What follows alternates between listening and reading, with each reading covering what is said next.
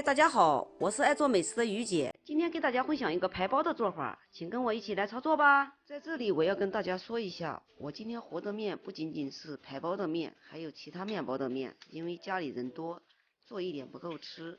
我给的食材就是做排包的食材，食材比例都打在屏幕上方，请大家仔细看。首先把白糖、酵母都倒在面粉里，给它用筷子干拌均匀。然后打一个鸡蛋，给它搅拌均匀，用纯牛奶和面，边倒边搅拌，搅拌至大面絮状时，下手开始揉面，随便揉一揉，揉成一个偏软的面团，上面拍点油，防止表面风干，盖住盖子，醒花15至20分钟，然后再来揉面。醒花20分钟的目的就是省点力气，让面筋自己形成。像这样醒出来的面放在案板上，随便揉一揉，很快就能揉出膜，特别的省事儿。揉面包面必须像揉衣服一样，给它推出去，再给它拉回来，重复这个动作，大约揉至10来分钟。现在来检查一下，面筋基本形成，现在这个时候就可以加室温黄油。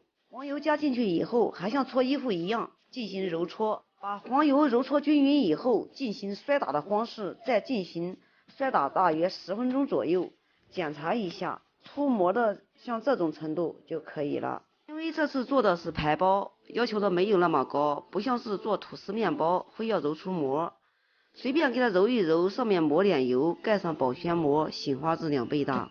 面醒发好以后，案子上撒点干粉防粘，倒在案板上，随便给它搓一搓，搓成长条，切成大小均匀的小剂子。每个小剂子大约在130克左右。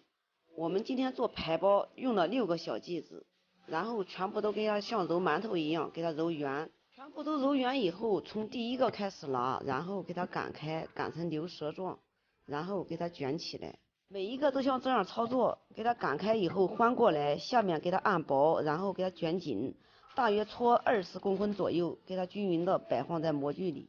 全部都搓完摆好以后，放在温暖处，醒发至2倍大。我是放在烤箱里，调到发酵功能，里面放上一杯热水进行发酵的。面包醒发好以后，取一个蛋黄，兑一点清水，给它搅散，均匀的刷在面包上。刷蛋液这一步手法一定要轻，因为醒发好的面包里面充满了气体，非常的脆弱，要把表面戳破，里面的气体会出来，面包生坯就会立马回缩。所以说手法一定要轻一点。烤箱上下200度预热5分钟，面包生坯放上以后，上下火调185度，烤25分钟。烤到中途的时候，给它转一个面。烤箱的温度只是提供一个参考，具体温度根据你家烤箱来定。好，时间到，现在把面包出炉，看一下颜色多么漂亮呀！底部也很完美哦，让大家看一下，蓬松暄软，好吃又好看，有空你也试试吧。好了，今天的视频就给大家分享到这里吧。我是于姐，如果你喜欢我的视频，请不要忘记关注我哟。感谢您的观看，我们下期再见啦。